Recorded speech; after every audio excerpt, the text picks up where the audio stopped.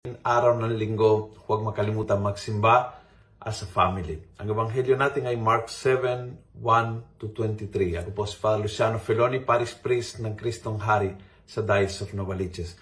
May nagtanong kay Jesus sa ebanghelyo ngayon, why do your disciples not follow the traditions of the elders but eat with unclean hands? So dati talagang may prescription para sa lahat, may batas kung paano dapat hugasan ng kanilang kamay, ang binili sa palengke, ang mga gamit na gagamitin sa bahay. At alam natin kasi they were put there para magkaroon sila ng hygiene at para magkaroon sila ng kalusugan. So alam po natin ngayon, panahon na ito, kung gaanong kahalaga ang maghugas ng kamay, lagyan spray ng alcohol, yung mga galing sa palengke, pagdating sa bahay, magbihis ka, maligo ka, magpalit ng damit.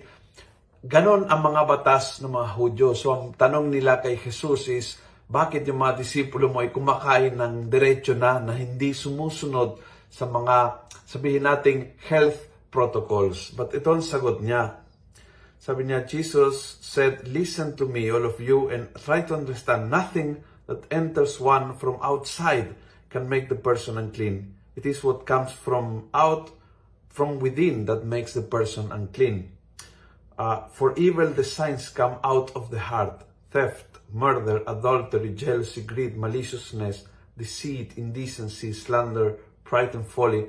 All this evil come from within and make a person unclean. So ang punto ni Jesus is, kaysa mag-ingat lang sa virus, mag-ingat din sa mga virus na nakakasira sa ating puso. At once na pumasok sa atin, madaling nating i-spread sa iba yung selos natin, yung anger natin, yung maliciousness, yung pagiging masama ang isip natin, yung pagnanasa natin. Madali po itong ikalat sa iba.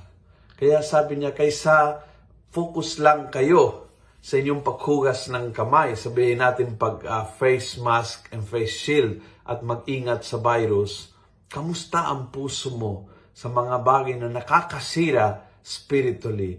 At yun ay papasok sa loob at lumalabas in very highly contagious. Kamusta ang puso? Try to check today your heart.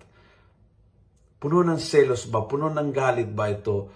Laging nagsasalita ng masama laban sa iba. Laging iniisip na masama laban sa iba. Yan ang mga bagay na kailangang ingatan, ayusin at alisin ng ating puso. Kung nagustuhan mo ang video ito, pass it on. Punuin natin ng good news ang social media. Gawin natin viral. Araw-araw ang salita ng Diyos. God bless.